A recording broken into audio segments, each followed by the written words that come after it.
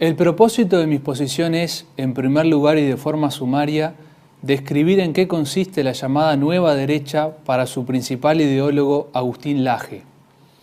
En segundo lugar y con más hondura, analizaré por qué algunos de sus postulados importan el destronamiento político de nuestro Señor Jesucristo. Como conclusión, y naturalmente, sostendré que la nueva derecha y la visión política de Laje son incompatibles con el catolicismo. Es importante mencionar aquí que la nueva derecha no solamente existe encumbrada en el poder en la Argentina, sino que ha surgido recientemente en mi propio país, el Uruguay. Habiendo tomado dos vertientes, una, la llamada Plataforma por la Libertad, bendecida por Laje personalmente en la Derecha Fest uruguaya de mayo pasado, y dos, la Libertad Avanza Uruguay, apoyada explícitamente por miembros del oficialismo argentino como Patricia Bullrich. Primero, ¿en qué consiste la nueva derecha? En el año 2022, en su libro La batalla cultural, Laje mencionaba como los integrantes de la nueva derecha, en sus palabras, a los libertarios, a los conservadores, a los tradicionalistas y a los patriotas. Y más precisamente detallaba que una nueva derecha podría conformarse en la articulación de libertarios no progresistas, conservadores no inmovilistas, patriotas no estatistas y tradicionalistas no integristas. Laje explícitamente, si bien utilizaba el mismo mote, se desligaba de la nueva derecha francesa y decía patriotas y no nacionalistas para evitar confusiones con la izquierda, según aclaraba. Posteriormente, en su último libro Globalismo, del año 2024, eliminó como integrantes de la nueva derecha a los tradicionalistas y restringió la coyunda al libertarianismo, al conservadurismo y al soberanismo. Probablemente entonces los tradicionalistas no fueron lo suficientemente abiertos por su militancia antimoderna, como él mismo notó. Y, según se desprende, también trocó el nombre de patriotas por soberanistas. De ahora en más, todos, libertarios, conservadores y soberanistas, son etiquetados como patriotas por Laje. Por lo visto, igual que en la vidriera irrespetuosa de los cambalaches se ha mezclado la vida y podrían convivir para Laje en este frente derechista desde libertarios a nacionalistas. Laje cristalinamente admite que su objetivo no es otro que el acceso al poder. Y para ello hay que tener democracia mediante, a la cual loa, éxito electoral. Al respecto, no existe para él otra alternativa que los partidos políticos. Como escribe textualmente, los patriotas deben hacer política y para hacer política se necesitan partidos políticos. No existe otra alternativa. Si bien era mi primera intención estudiarlos, dejaré de lado, al menos hoy, y por una cuestión de tiempo, a estos errores de Laje, democratismo, la política como partidocracia. Volviendo al punto, ¿qué opinión merece esta alianza neoderechista propuesta por Laje? Estimo que esa mezcla es una falta de respeto, un atropello a la razón. Siempre ha habido maquiavelos, según Santos Discépolo, y entre nosotros hay uno, Agustín Laje, quien por el afán de ser más destroza lo mejor, quien subversivamente pone a la cantidad sobre la calidad. Pero la unidad solo puede darse en la verdad, como enseñaban los escolásticos, bonum ex integra causa, malum ex quolunque defectu. El mal necesita para crecer de un solo defecto, el bien requiere de la integridad de la causa. Bienaventurado, dice el Salmo primero, el varón que no anduvo en la asamblea de los impíos, ni en la reunión de los burladores se ha sentado, ni estuvo en el camino de los pecadores. En segundo lugar, el destronamiento político de nuestro Señor Jesucristo. La visión política del AGE y de su nueva derecha propende al destronamiento político de nuestro Señor Jesucristo. Así, en su libro La batalla cultural, Laje refiere a una patología política que denomina religiosismo. Esta, indica, consiste en transitar el espinoso campo de la cultura y la sociedad con la única mirada religiosa, despojando de una presión política abierta a prácticas hegemónicas. Critica una concepción política que no pueda dejar de girar en torno a la identidad católica, cerrándose a prácticas políticas abiertas. La tal concepción, escribe, es muy poco práctica. Llama consecuentemente a un sincretismo político en el que, por ejemplo, un cristiano evangélico puede mantener su identidad religiosa, seguir yendo al mismo templo, proseguir sus ritos, etc., pero constituir su identidad política junto con un cristiano católico, un mormón, un agnóstico, un ateo. Defiende finalmente al Estado laico que reconoce la libertad de culto y que trata con igualdad a los distintos credos. Y en su último libro, Globalismo, vuelve sobre estos conceptos diciendo que el Estado laico fue el resultante y el garante de la paz entre las religiones y que no se trata de demoler al Estado laico. Serios y dolientes comentarios se imponen. Desarrollaré dos. En primer lugar, Laje critica una concepción política que no pueda dejar de girar en torno a la identidad católica, cerrándose a prácticas políticas abiertas y hegemónicas. Esto es tanto como abandonar la reyesía social y política de nuestro Señor Jesucristo, en vistas a abrirse y misturarse con lo que él denomina prácticas políticas abiertas y hegemónicas. Para Laje es patología política, religiosismo inflexible el proclamar el reinado social y político de Cristo. Hay que desahuciarlo, hay que destronarlo, so pena de resultar poco prácticos, poco ayornados con las prácticas políticas abiertas y hegemónicas, y a resultas perder votos, que es lo único que le interesa al Laje. En el altar de la democracia, entonces, es necesario inmolar hasta Cristo. La identidad católica, incomoda, es poco práctica. Destrónese a Cristo para obtener el poder. Evítese el religiosismo. La democracia, las prácticas políticas abiertas y hegemónicas, como las denomina, obligan a abandonar los principios católicos en pos del éxito electoral. ¿Cómo se ve? El maquiavelismo del Laje es total. El fin, el acceso al poder, justifica arrasar con el reinado político de nuestro Señor, dimitir del catolicismo en general. Nuestra concepción política debe, según él, dejar de girar en torno a la identidad católica. Es muy fácil notar lo disparatado de esta premisa. En tal sentido, vale preguntarse, ¿qué quedaría de nuestro catolicismo si procurásemos que nuestra concepción teológica, o moral, o educativa, o artística, o económica, dejara de girar en torno a la identidad católica?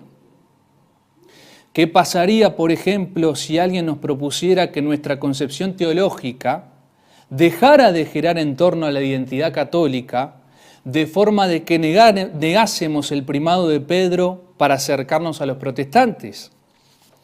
¿O qué ocurriría si alguien nos propusiera que nuestra concepción económica dejara de girar en torno a la identidad católica, de manera de que negásemos la función social de la propiedad para acercarnos a los libertarios? La respuesta es sencilla: dejaríamos de ser católicos. En política ocurre lo mismo. No podemos relegar nuestra identidad católica en ese plano sin dejar de ser católicos. No podemos callar nuestras verdades y nuestros dogmas para obtener votos y poder. Eso es maquiavelismo, falsa prudencia, no es realismo político, sino pragmatismo político. En esa línea hay un lamentable ejemplo que aporta el propio Laje. En el año 2018 escribe: los movimientos pro vida de la Argentina se fracturaron por motivos religiosos en el preciso momento en que la ley de legalización del aborto estaba a días de votarse en el Congreso Nacional. La discordia se suscitó porque los católicos llevaron una imagen de la Virgen María a una importante manifestación organizada con los evangélicos, y ello incomodó a estos últimos. Todo esto llevó a organizar las marchas subsiguientes de manera separada, los católicos en Luján, los evangélicos en el Obelisco. Las fuerzas se dividieron no por motivos políticos, sino por razones religiosas. Su planteo es elocuente, tristemente elocuente. La Virgen María, la Virgen Santísima, la Reina de la Paz, motivo de discordia. La causa de nuestra alegría, provocante de fricción. María como problema, no como salud, no como refugio, no como consuelo. Para Laje, María Santísima es un escollo político que imposibilita la comunión con los protestantes. Luego, la Virgen debe desaparecer, al menos en el ámbito público, político.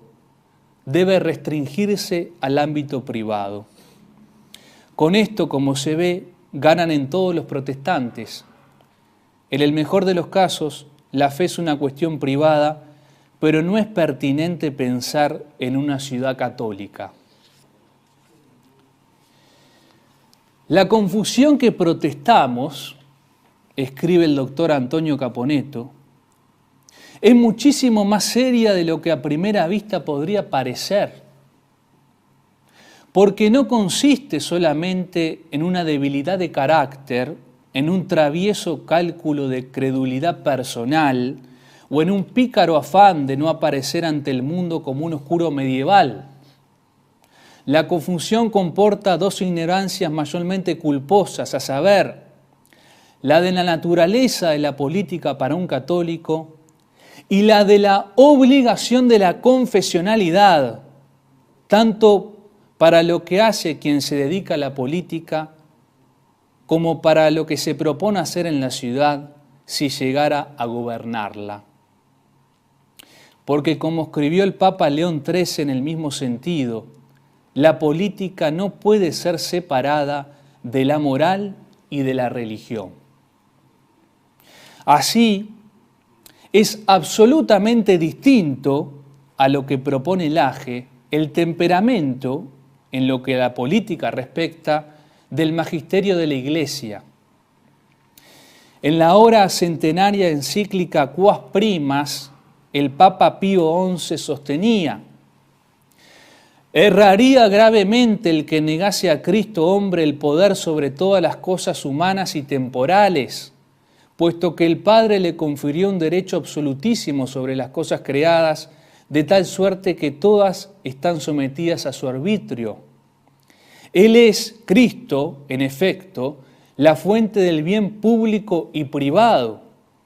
No se nieguen, pues, los jefes de las naciones el prestar público testimonio de reverencia al imperio de Cristo, juntamente con sus pueblos, si quieren, con la integridad de su poder, el incremento y progreso de la patria. Si los hombres, pública y privadamente, reconocen la regia potestad de Cristo, culmina Pío XI, necesariamente vendrán a toda la sociedad civil increíbles beneficios, como justa libertad, tranquilidad y disciplina, paz y concordia.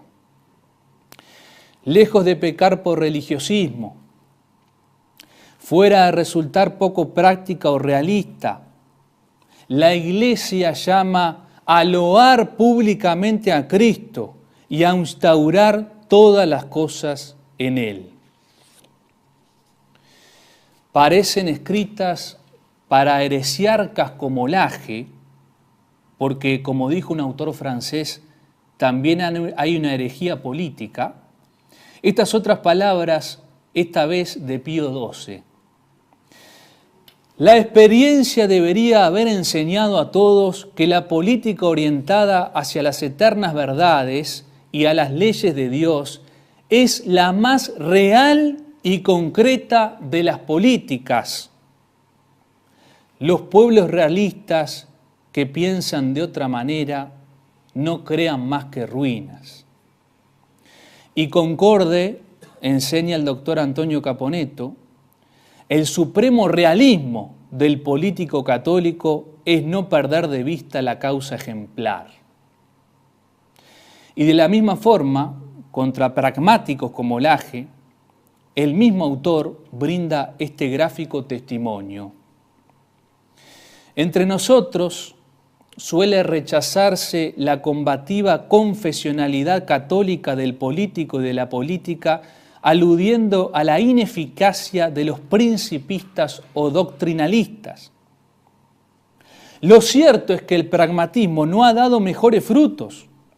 Los maestros de la aconfesionalidad y del practicismo han terminado traicionando sus fidelidades domésticas y juramentos juveniles a cambio de las abultadísimas 30 monedas del régimen. Pero los predicadores de la reyesía de Jesucristo como eje inamovible y supremo de la política están a la derecha del Padre, muertos martirialmente a manos de la guerrilla. Los que molestaron al adversario hasta el punto de tener que sacárselos de encima mediante el asesinato artero, fueron los que al hablar de la política la vinculaban a la oración y la cruz, a la caridad y a la salvación, al apostolado y a la comunión de los santos, a la vocación misionera y a la monarquía católica. La salud y felicidad de los pueblos, entonces, el verdadero realismo político, la verdadera practicidad, se encuentran no renegando de Cristo, ni acallándolo cobardemente para obtener votos o para establecer coyundas con los heresiarcas o con los liberales, sino otorgándole el lugar que le corresponde, el de rey, amo y señor de la política. En segundo lugar, y en la misma línea, Lage defiende, en sus palabras ya vistas, al Estado laico que reconoce la libertad de culto y que trata con igualdad a los distintos credos. Y en su último libro vuelve sobre esto diciendo que el Estado laico fue el resultante y garante de la paz entre las religiones y que no se trata de demoler al Estado laico. Es muy sencillo contrastar estas afirmaciones con algunas de las proposiciones condenadas por el Sílabus de Pío IX en 1864. Por ejemplo, la número 55 que establece: es bien que la Iglesia sea separada del Estado y de la Iglesia. O la número 77 que dice: en esta nuestra edad no conviene que la religión católica sea tenida como la única religión del Estado, con exclusión de otros cualesquiera cultos. O bien, finalmente, la 79, es sin duda falso que la libertad civil de cualquier culto, y lo mismo la amplia facultad concedida a todos de manifestar abiertamente y en público cualesquiera opiniones y pensamientos, conduzca a corromper más fácilmente las costumbres y los ánimos y a propagar la peste del indiferentismo. La contradicción es total. La Iglesia condena al Estado laico y rechaza también la libertad de cultos y el indiferentismo religioso propugnados por Laje. En este último sentido, libertad de cultos, indiferentismo religioso, y entre la multitud de citas que podrían referirse, merece compartirse esta del Papa León XIII, extraída de su encíclica Libertas. Examinemos en relación con los particulares esa libertad tan contraria a la virtud de la religión, la llamada libertad de cultos, libertad fundada en la tesis de que cada uno puede a su arbitrio profesar la religión que prefiera o no profesar ninguna.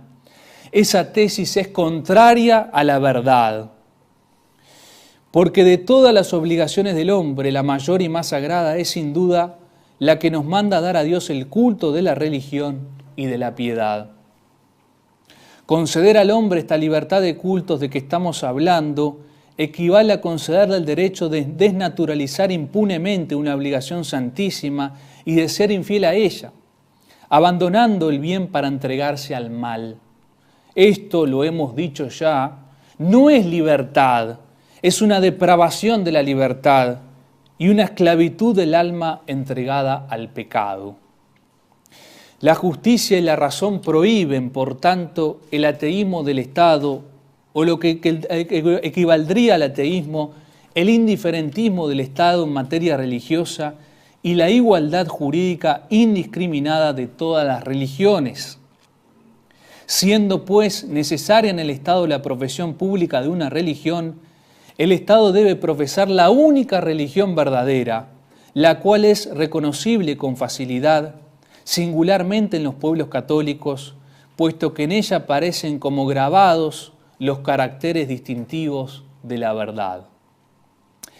La contradicción así es insalvable.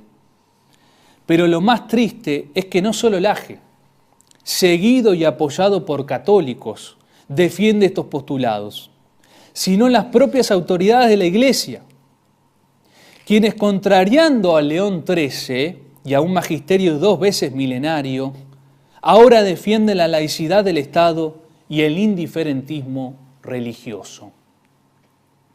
Pienso, por ejemplo, y respecto de mi querido Uruguay, en el cardenal Sturla, arzobispo de Montevideo, quien tuvo la osadía de afirmar públicamente lo siguiente: es muy positivo que la Iglesia y el Estado estén separados. A los poderosos, dice el libro de la sabiduría, aguardan poderosos tormentos. Conclusión: no hay forma de unir los principios en los que se funda la nueva derecha a tenor de su ideólogo Agustín Laje y los principios de la visión católica de la política.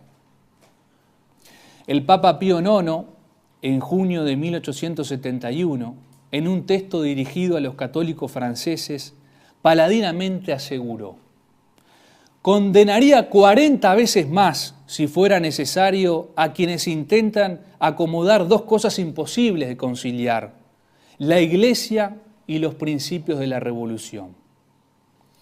Con Pío IX, entonces, yo, si no condeno, enseño que la nueva derecha y el catolicismo son imposibles de conciliar.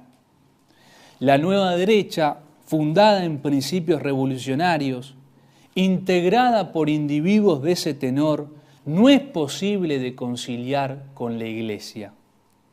Lo enseñaría 40 veces más de ser necesario. Porque, como escribió el Papa Pío XI en su mentada Quas Primas, cuanto más se pasa en vergonzoso silencio el nombre suavísimo de nuestro Redentor, así en las reuniones internacionales como en los parlamentos, tanto más es necesario aclamarlo públicamente, anunciando por todas partes los derechos de su real dignidad y potestad. contra quienes lo acallan, pues, contra quienes pretenden sustraerle su dignidad y potestad, aquí estamos nosotros, arma al brazo, ardorosamente, poéticamente, militando bajo las insignias de Cristo Rey. Que la juventud a la cual pertenece Lo Porvenir escuche y comprenda estas palabras, y que con el mártir Jordán Bruno Yenta sepa que restaurar todas las cosas en Cristo es la única solución real para la patria y para el mundo entero. Que los jóvenes elijan esta verdadera solución y que desechen las alternativas falsas, pragmáticas, maquiavélicas, liberales. Muchas gracias.